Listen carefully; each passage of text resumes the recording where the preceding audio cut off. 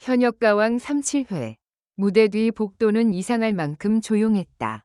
카메라가 꺼진 틈에도 스태프들의 발걸음이 유난히 조심스러웠다. 누군가의 숨이 짧아질 때마다 공기까지 얇아지는 느낌. 오늘은 모두가 알고 있었다. 7회는 그냥 한 회차가 아니라 판을 뒤집는 밤이 될 거라는 걸. 그리고 그 중심에 빈예서가 있었다. 대기실 문 앞 작은 종이컵의 물이 미세하게 흔들렸다. 누군가가 지나간 것도 아닌데 긴장감이 진짜 진동처럼 번지고 있었다. 빈예서는 의자에 앉아 있지 않았다. 앉아 있으면 다리가 떨릴까봐 오히려 가만히 서서 숨을 고르고 있었다.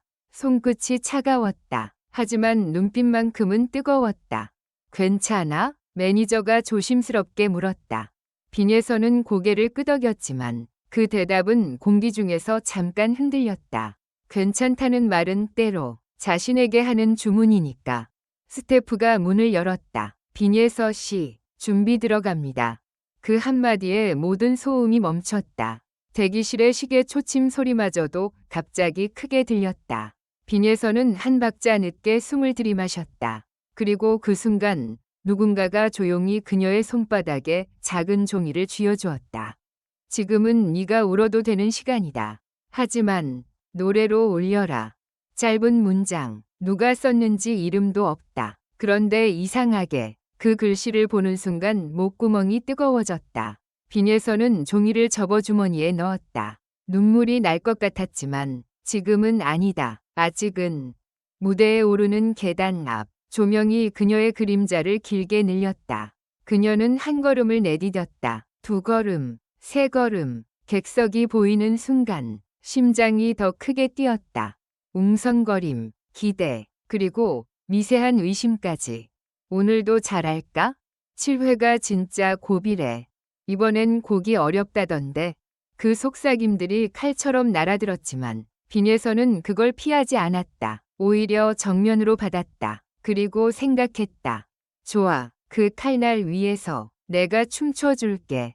무대 중앙, 마이크 스탠드, 첫 조명. 음악이 시작되기 전 잠깐의 정적이 있었다. 그 정적이야말로 대회 프로그램에서 가장 잔인한 순간이다. 모두가 숨을 참고 한 사람의 첫음을 기다린다. 빈예서는 그 정적을 깨지 않았다. 오히려 정적을 길게 끌었다. 그 짧은 틈 이 객석을 더 단단하게 붙잡아 놓았다. 그리고 드디어 첫음. 숨이 아니라 칼날처럼 정확한 소리가 튀어나왔다. 흔들림이 없었다. 그 순간 객석의 공기가 바뀌었다.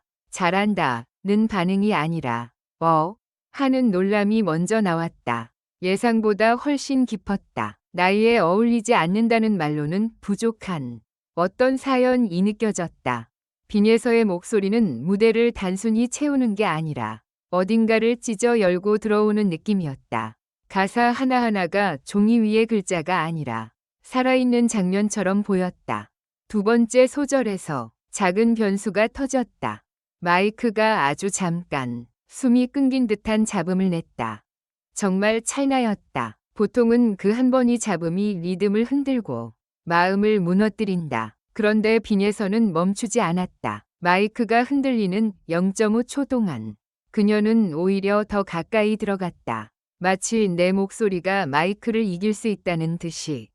그때였다. 객석에서 누군가가 숨을 들이켜는 소리가 들렸다. 그리고 곧바로 잡음은 사라졌다. 스태프들은 그 순간을 두고두고 말하게 될 것이다.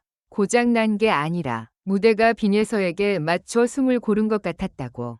노래는 후반으로 갈수록 더 위험해졌다. 감정을 쌓아 올리는 곡은 마지막에 폭발하지 않으면 허무해진다. 반대로 너무 빨리 폭발하면 남는 게 없다. 빈예서는 그 사이를 기가 막히게 걸었다. 눈을 감았다가 뜨는 타이밍. 한 글자를 길게 끌고 다음 글자를 끊는 박자.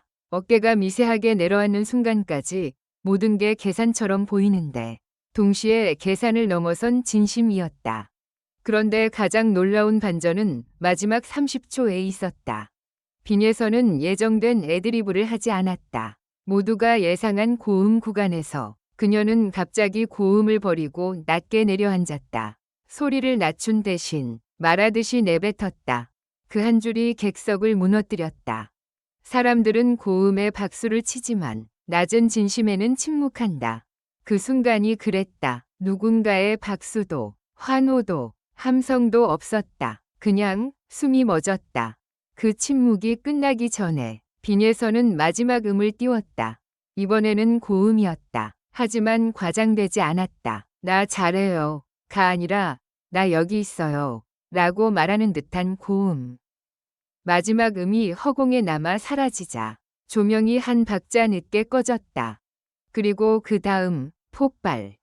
객석이 일어섰다. 누군가는 입을 막고 누군가는 눈물을 닦았다. 누군가는 미쳤다 라고 중얼거렸다. 그 말이 칭찬인지 충격인지 경외인지 구분조차 안 됐다. 심사석. 윤명선은 그동안 늘 표정으로만 반응하던 사람이었다. 박수를 치더라도 반 박자 늦게, 고개를 끄덕이더라도 조심스럽게. 그런데 오늘은 달랐다. 그는 천천히 손을 책상 위에서 뗐더니 자리에서 일어섰다. 의자가 뒤로 밀리는 소리가 마이크에 잡혔다. 그 작은 소리가 오히려 더 극적이었다.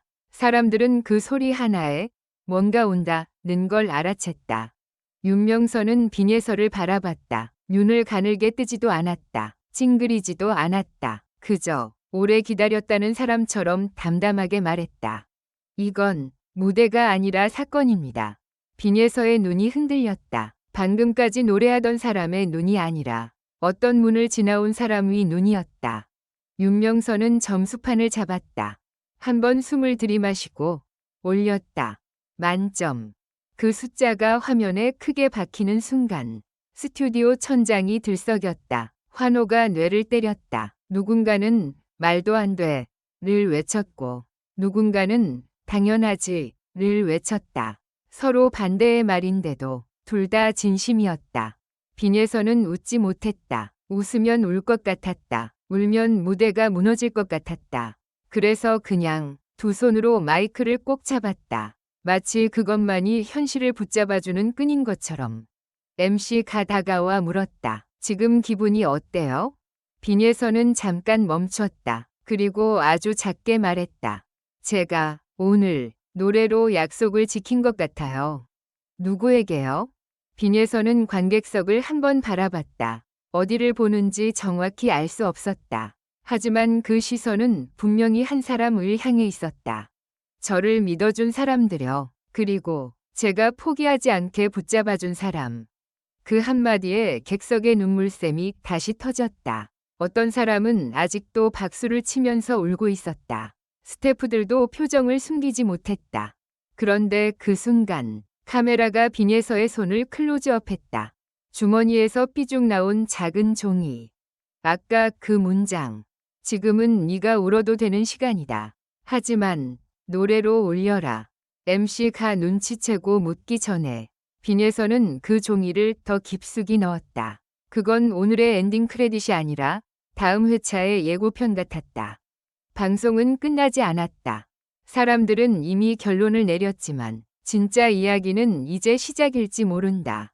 빈에서의 만점은 단지 점수가 아니었다. 그건 선언이었다.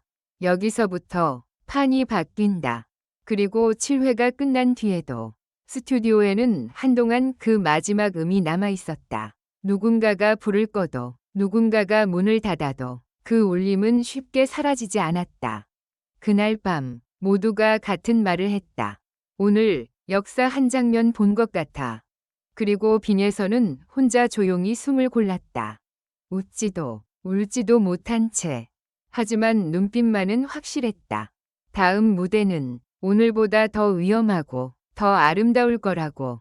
결론적으로 이 글은 재미를 위한 것이며 현실에 기반한 것이 아닙니다. 비판적인 시각으로 읽고 생각해 주시기 바랍니다.